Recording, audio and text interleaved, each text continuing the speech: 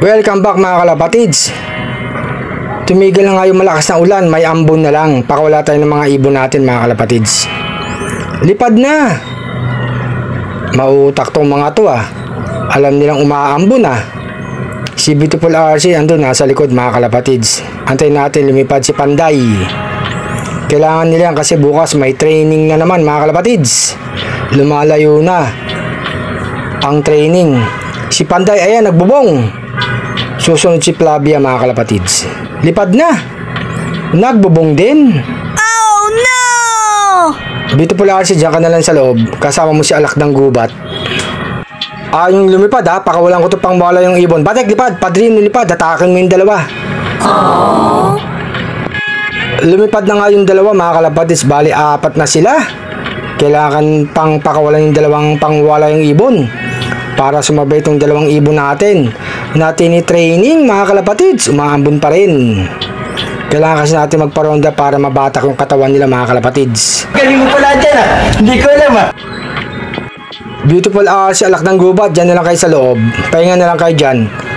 Mga inaing kayo para mamaya pagpasok ng dalawa sila naman ang kakain.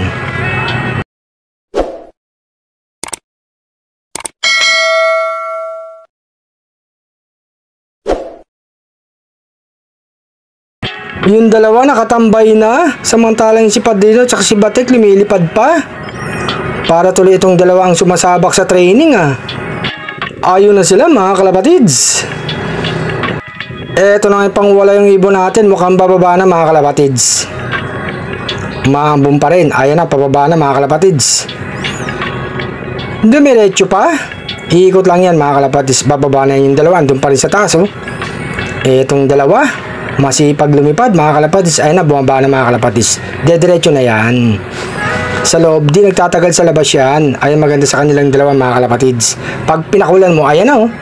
Diretso sa loob, si Padrino, si Batek. Ayan, sa labas mga kalapatids. Papasok na yan. May pagkain na dyan tsaka tubig. Si Panday yata yun ah. Naku po, bumalik. At tsaka si Flavia bumalik na naman sa taas.